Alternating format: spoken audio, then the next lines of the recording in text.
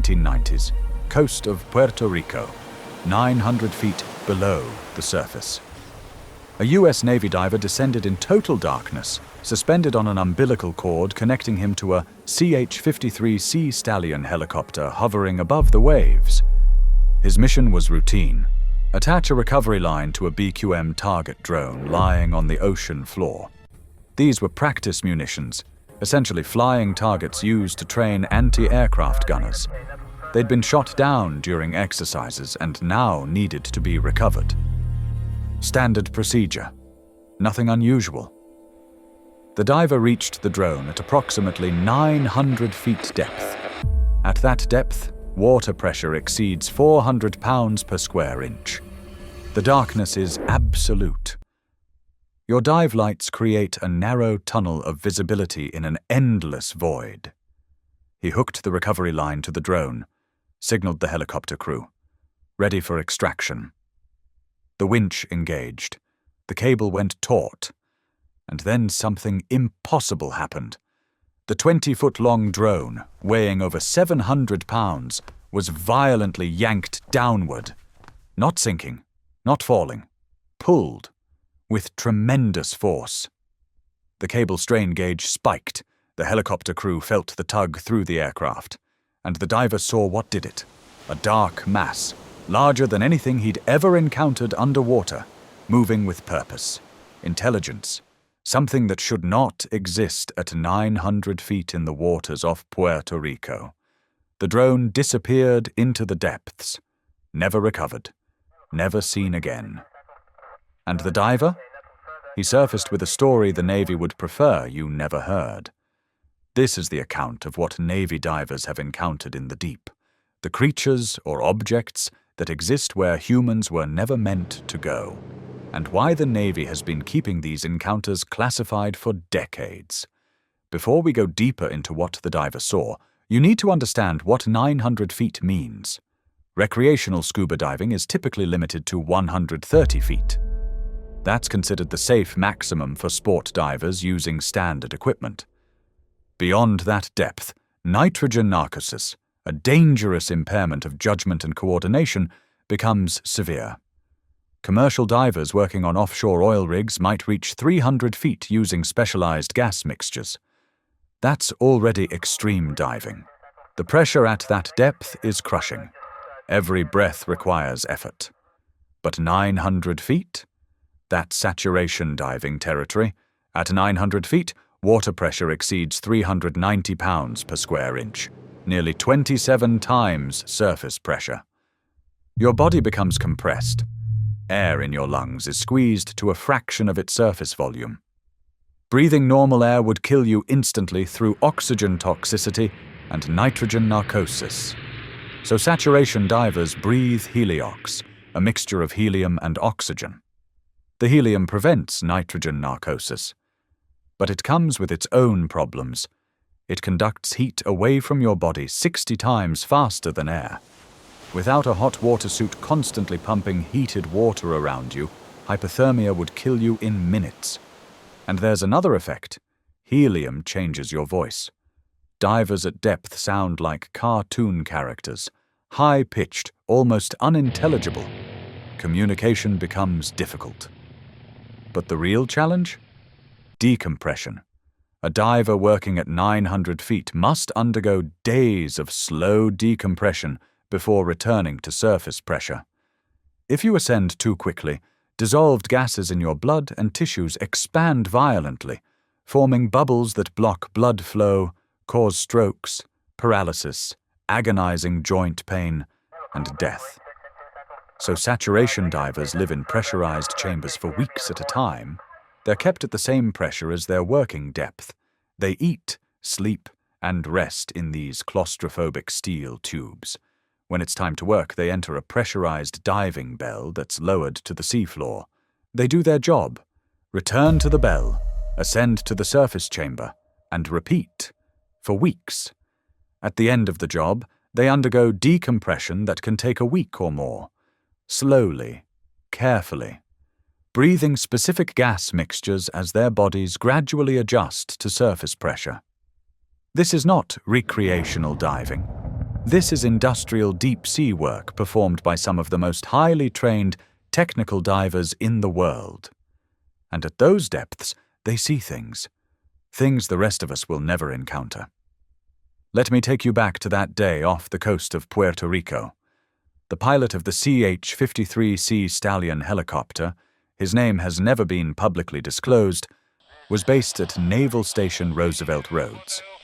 His squadron's job was simple: recover practice munitions from the ocean after training exercises. They'd done it hundreds of times. Target drones, practice torpedoes, telemetry equipment. Drop a diver, hook it up, haul it back. Routine. But on this particular recovery, something went wrong. The diver descended to approximately 900 feet, located the BQM drone on the ocean floor, attached the recovery line to the drone's frame. Standard procedure. He signaled the helicopter. Ready for extraction. The helicopter's winch engaged. The cable began retracting, pulling the drone toward the surface. The crew monitored the strain gauge, the instrument that measures tension on the cable. Then, without warning, the gauge spiked. Something was pulling the drone back down. Hard. The winch motor strained. The cable vibrated. The helicopter crew could feel the aircraft being tugged downward by whatever force was fighting the recovery. And the diver, suspended 900 feet below, connected to the helicopter by his umbilical line, watched it happen. He described seeing a large, dark mass underneath the drone. Not a submarine. He was certain of that.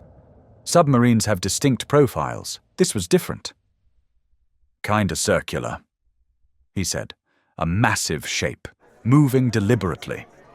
The object grabbed the drone, or somehow pulled it, and descended rapidly into the deeper water below. The cable went slack. The drone was gone. The helicopter crew reversed the winch, pulling the diver back up immediately. They weren't taking chances. Something down there had just demonstrated the ability to overpower their recovery system.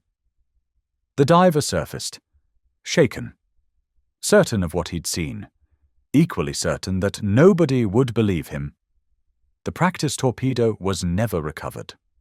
The incident was logged, and then it was quietly buried. Years later, when Commander David Fravor, the FA-18 pilot who encountered the famous Tic Tac UAP during the USS Nimitz incident in 2004, went public with his story, the Sea Stallion pilot reached out to him. He told Fravor about Puerto Rico, about the dark mass, about the torpedo that was sucked down into the depths. Fravor shared the story during an interview with Joe Rogan, and suddenly, an incident that had been buried for over a decade was public knowledge. But here's the disturbing part. The pilot said it happened twice. 2 separate recoveries. 2 separate encounters with large underwater objects that interfered with their operations. The Navy has never officially commented on the incidents. Never investigated, never acknowledged them. But the pilot remembers. The diver remembers. And whatever was in the water off Puerto Rico, it's still there. The Puerto Rico incident wasn't isolated, and once you start looking, a pattern emerges. In 1963, over 30 years before Puerto Rico, another incident occurred in the same region. The U.S. Navy was conducting anti-submarine warfare exercises off the coast of Puerto Rico. 5 small vessels and the aircraft carrier USS Wasp participated in the operation. During the exercise, a sonar operator aboard one of the destroyers reported something extraordinary. An unknown object was being tracked by multiple ships and aircraft. Not a submarine, not a known vessel. According to reports, the object maneuvered at depths reaching 27,000 feet, far deeper than any known submarine or submersible could survive.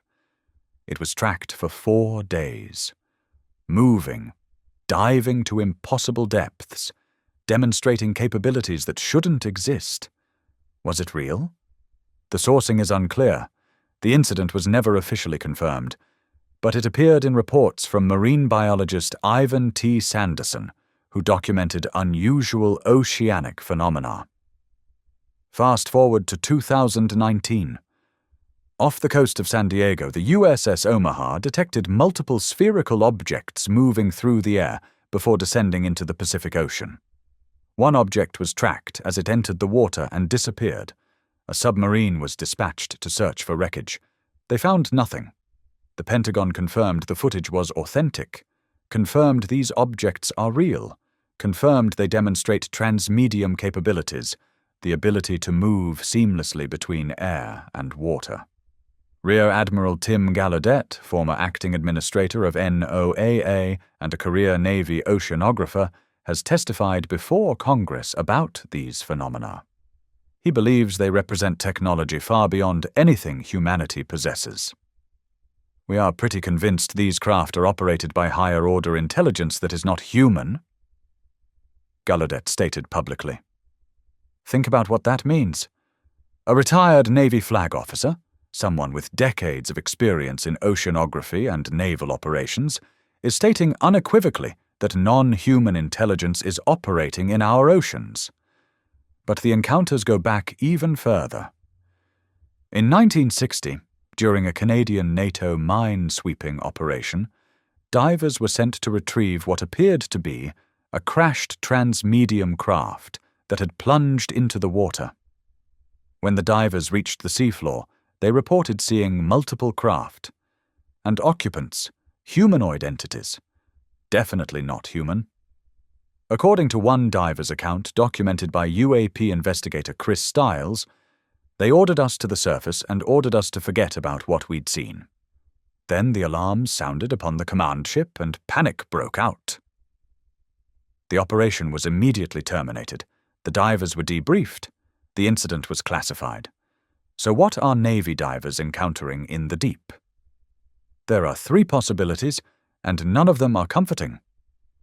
Possibility 1. Unknown marine life.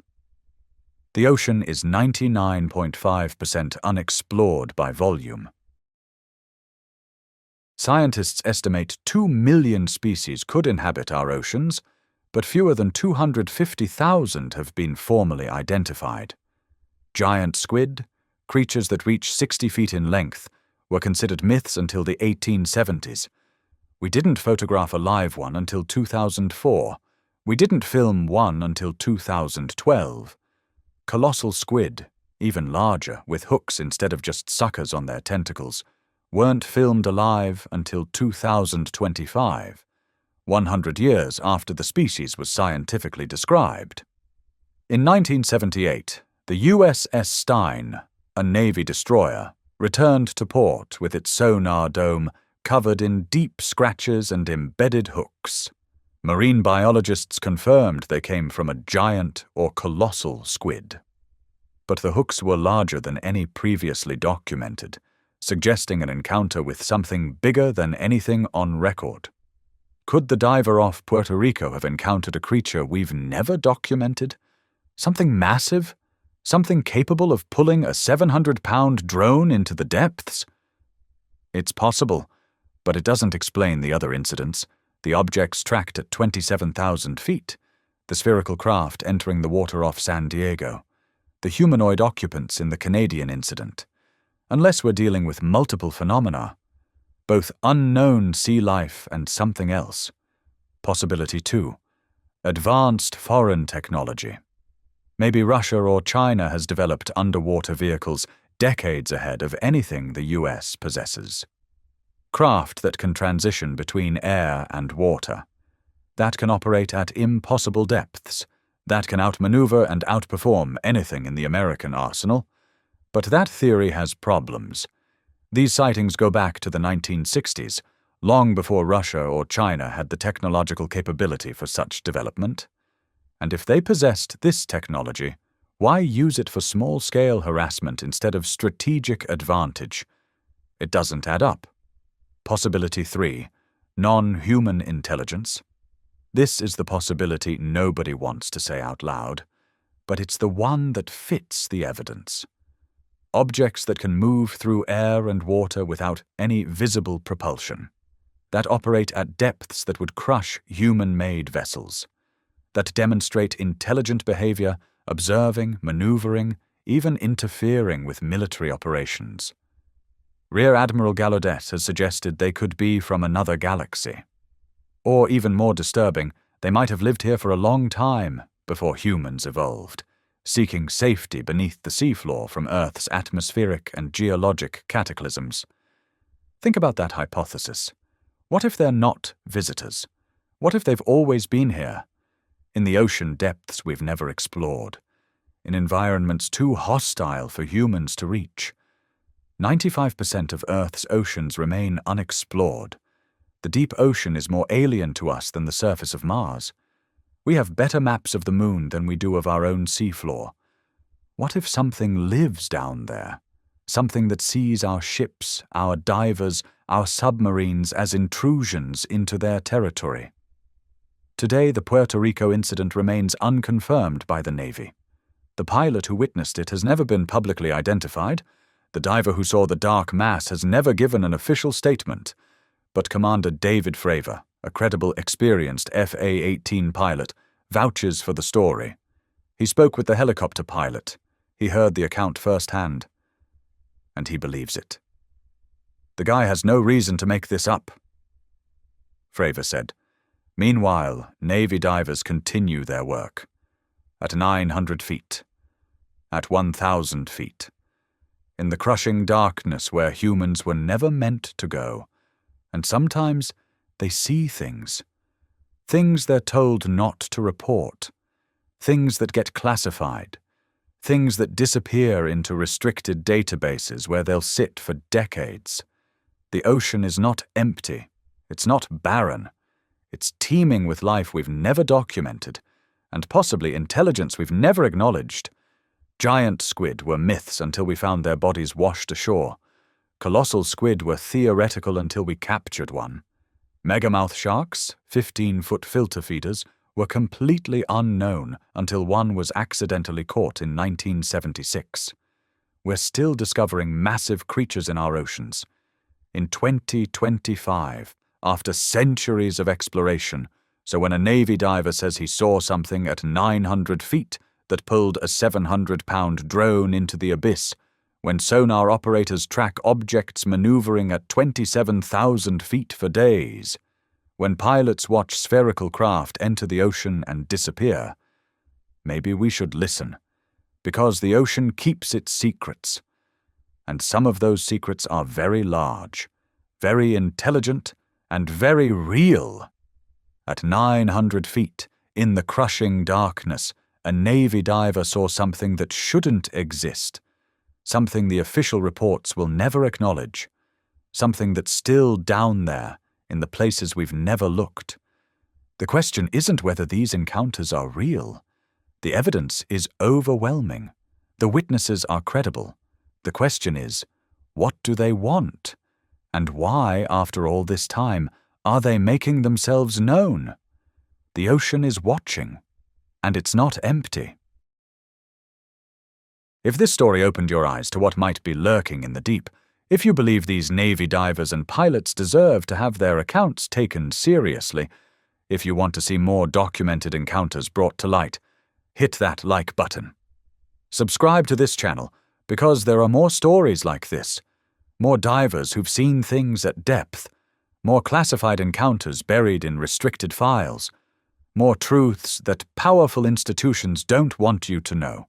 The witnesses are out there, the evidence exists, and we're going to expose every single encounter. The deep ocean has secrets, and we're just beginning to uncover them.